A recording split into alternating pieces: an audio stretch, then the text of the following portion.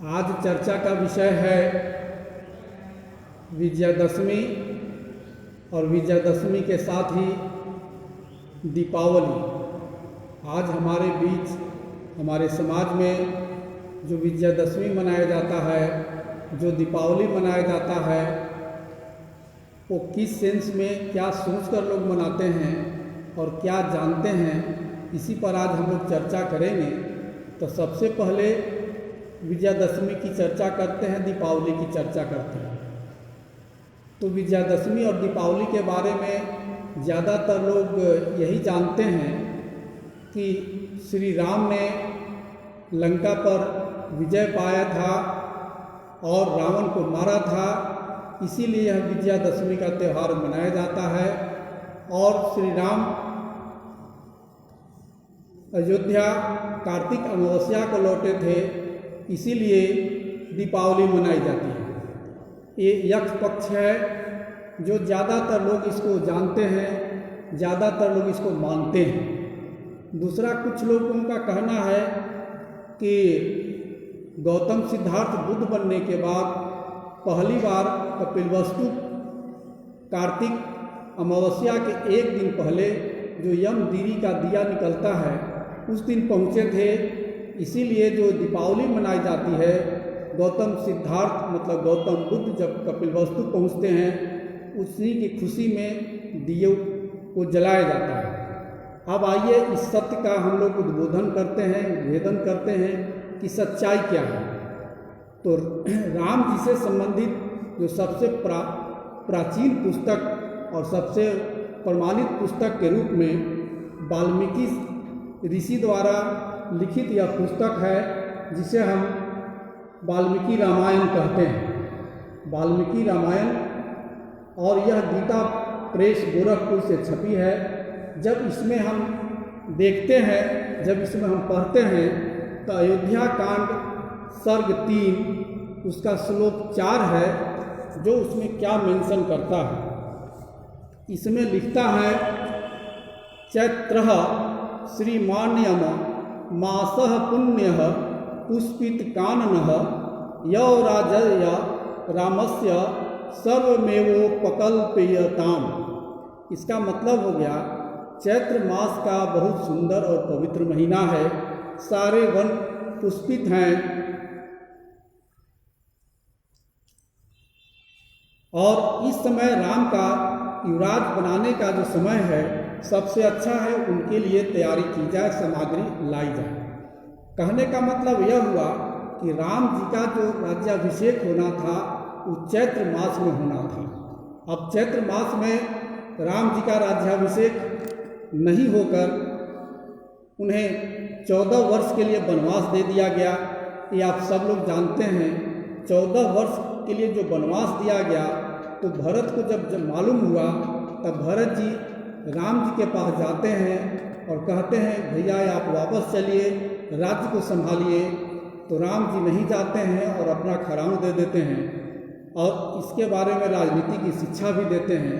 उसी समय भरत द्वारा यह प्रण लिया गया, दृढ़ प्रतिज्ञा किया गया कि भैया जब 14 साल पूरा होगा, जिस दिन 14 साल पूरा होगा, आप अगर उस दिन के बाद नहीं आएंगे दूसरे दिन, तो मैं अग्नि में प्रवेश कर जाऊंगा, मतलब अपना शरीर को नष्ट कर दूंगा। ये सब कोई जानते हैं। उसके बाद 13 वर्ष तक राम जी वन में रहते हैं, निष्कंटक भाव से रहते हैं, कहीं कोई दिक्कत नहीं आती है। 14वें वर्ष में सीता का हरण हो जाता है और सीता के हरण के बाद जो युद्ध होता है, राम रावण का युद्ध होता है, लंका में युद्ध होता है। तो युद्ध कांड है जिसका सर्ग 92 है और उसका श्लोक 66 है। इसमें क्या लिखा है मैं पढ़कर सुनाता हूँ। अव्युत्थानं त्वं मध्वय कृष्ण पक्ष चतुर्दशी कृत्वा निहायमवस्याम विजयाय वलय वृत्तः। कहने का मतलब हुआ कि आज कृष्ण पक्ष की चतुर्दशी है, आज ही युद्ध की तैयारी करके कल अमावस्या के दिन सेना के साथ विजय के लिए प्रस्थान करना चाहिए, करें। यह रावण का स्टेटमेंट है, रावण के पास तरफ से बोला गया है। और अमावस्या के दिन, मतलब यह चैत के अमावस्या के दिन का है, बाकी बीच का हम डिटेल से नहीं पढ़ रहे हैं।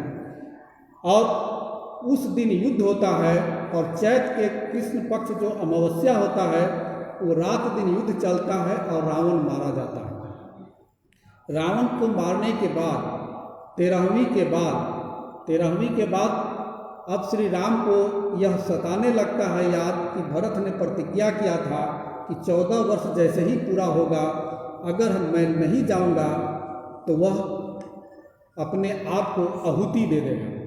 तो ये वहाँ से लौटते हैं, पुष्पक विमान से लौटते हैं। पुष्पक विमान से लौटते हैं तो जहाँ त्रिवेणी है, गंगा का संगम है, वहाँ पहुँचते हैं।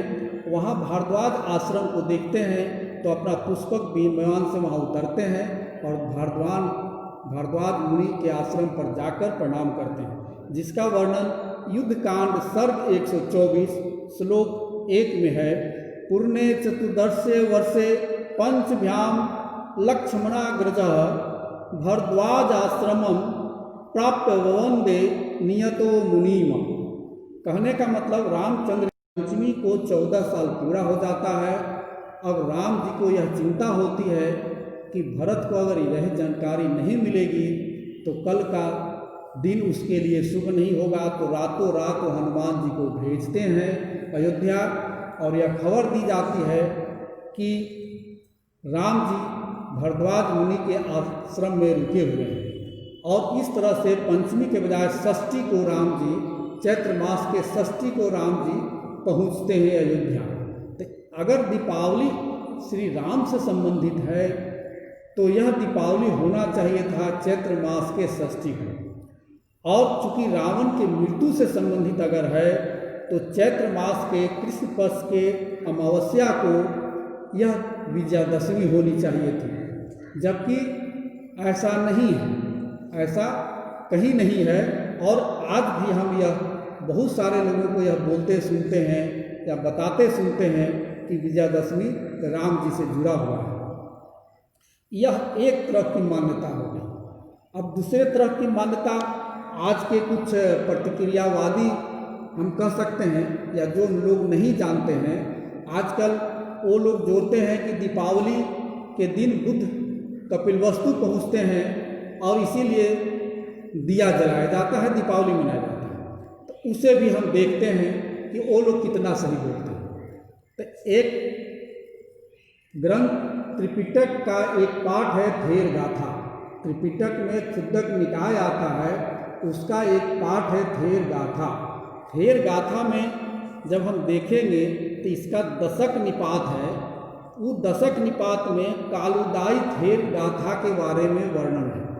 वो कालुदाई भगवान बुद्ध के बचपन के मित्र रहे और बचपन के मित्र रहने के कारण उनके पिताजी ने उन्हें भेजा कि जाओ बुद्ध को कपिलवस्तु लेकर आओ। बुद्ध बनने के बाद पिता देखना चाहते हैं। इस स्थिति का कालुदाई वर्णन करता है कि अभी जो वृक्ष है वो अग्नि बरसाने वाले प्रतीत हो रहे हैं। अग्नि बरसाने वाले से मतलब है उसमें लाल लाल फूल खिले हुए हैं। सभी वर्ण जो है ना फूलों से लदा हुआ है। न शीत है न गर्मी है, मतलब न ठंडा है न गर्मी है। फसल कट चुके हैं, रास्ता यात्रा करने लायक है। यह थेर गाथा में, कालुदाई थेर गाथा में वर्णन है। अब दूसरी ग्रंथ जब हम देखते हैं इसके बाद का, त्रिपिटक के बाद का, वो है जातक अट्टकथा। जातक अट्टकथा भाग 1। जब जातक अट्टकथा भाग 1 में जब देखते हैं, उसका भाग 1 में संत के निदान एक चैप्टर है, पहला चैप्टर है। इसमें तो बहुत बढ़िया विस्तृत वर्णन मिलता है कि बुद्ध होकर पहली बार बुद्ध पहुँचते हैं ऋषिपतन और वहाँ पहला वर्षावास करते हैं, मतलब बारिश का मौसम में वहाँ रुकते हैं। बारिश के मौसम में रुकने के बाद वह गया मतलब उरुवेला पहुँचते हैं और वहाँ 3 महीना रहता है। वहाँ से चलकर राजगीर पहुँचते हैं पौष मास के पूर्णिमा को। राजगीर पहुँचते हैं पौष मास के पूर्णिमा को और वहाँ 2 महीना बिताते हैं। बनारस से चला हुआ अवधि अब तक 5 महीना व्यतीत हो गया। उदाई नामक स्थविर, यहाँ कालुदाई नाम नहीं है, यहाँ उदाई है। काल शब्द हटा दिया गया, उदाई शब्द का जिक्र है। तो उदाई नामक स्थविर वहाँ पहुँचते हैं, 7-8 दिन बुद्ध के साथ रहते हैं। रहने के बाद फागुन के पूर्णिमा को उनके दिमाग में यह बात आती है कि भाई हेमंत बीत गया, वसंत आ गया और फागुन का महीना आ गया है और यह सबसे अच्छा समय है बुद्ध के यात्रा करने के लिए, यात्रा पर जाने के लिए, कपिलवस्तु जाने के लिए। बाकी जो थेर गाथा में वर्णन है वही सारी चीज़ें यहाँ जातक अठ कथा में भी वर्णन। अब उसके बाद उसमें है कि राजगिरी से कपिलवस्तु 60 योजन दूर है और 60 योजन दूर है तो बुद्ध प्रतिदिन 1-1 योजन चलते हैं और 60 दिन में पहुँचते हैं। कपिलवस्तु 60 दिन में पहुँचते हैं, अर्थात बुद्ध पहुँचते हैं लगभग चैत के बाद, चैत वैशाख पूर्णिमा के आसपास बुद्ध कपिलवस्तु पहुँचते हैं। तो कहने का मतलब अगर बुद्ध के कपिलवस्तु पहुँचने से दीपावली है तो वैशाख में होनी चाहिए, तो यह भी 100% गलत है। यह एक प्रकार से आध्यात्मिक भ्रष्टाचार है और अत्याचार है। तो कहने का मतलब हम गलत चीज़ न बताएं, गलत चीज़ नहीं फैलाएं। अब इसके हम जो आज जो है उस पर हम चर्चा करते हैं। तो दीपावली जो है ना, बुद्ध के समय में यक्ष पूजा के रूप में मनाया जाता था। जब आप उसमें देखेंगे तो जातक अटकथा भी देखेंगे और त्रिपिटक पढ़ेंगे तो यक्ष पूजा के रूप में मनाया जाता था दीपावली। इसका और इसके अलावा कोई जिक्र उसमें नहीं है। अब रह गई विजयादशमी की बात। तो बाबा साहब जो 1956 में विजयादशमी के दिन ही बुद्ध धम्म और संघ के शरण जाते हैं और उन्होंने इस दिन को इसीलिए चुना था कि इसी दिन सम्राट अशोक ने धम्म विजय की घोषणा किया था कि आज के बाद मैं धम्म विजय करूंगा, शस्त्र विजय नहीं करूंगा। इसीलिए यह आश्विन महीना का शुक्ल पक्ष का 10वीं के दिन सम्राट अशोक के द्वारा ऐसी घोषणा की गई, धम्म विजय की घोषणा की गई। इसीलिए बाबा साहब ने भी ऐसा घोषणा करके और उसी दिन विजयादशमी के दिन उन्होंने बुद्ध धम्म और संघ की दीक्षा ली। यह तो बात बाबा साहब की बात हो गई। लेकिन जब हम दीपवंश पढ़ते हैं और महावंश पढ़ते हैं, कुछ लोगों के द्वारा मैंने यह भी सुना कि महावंश में ऐसा लिखा है। मैंने महावंश पढ़ा है, ऐसा नहीं लिखा है। दीपवंश में तो और कुछ नहीं लिखा। हाँ, सम्राट अशोक द्वारा 84,000 स्तूप बनाए जाने की चर्चा है और उसका उद्घाटन करने की भी चर्चा है। और जब सब जगह से बन जाने की बात सूचना मिलती है तो उन्होंने उस 7 दिन के बाद वो स्तूपों का, विहारों का उद्घाटन का चर्चा आता है महावंश में। लेकिन वह कौन सा दिन था इसका वर्णन उसमें नहीं है, न दीपवंश में है न महावंश में। बुद्ध के जीवन से और यह राम के जीवन से जुड़ा हुआ है, यही मेरा कहना है। अब आप लोगों को जो भी सवाल करना है आप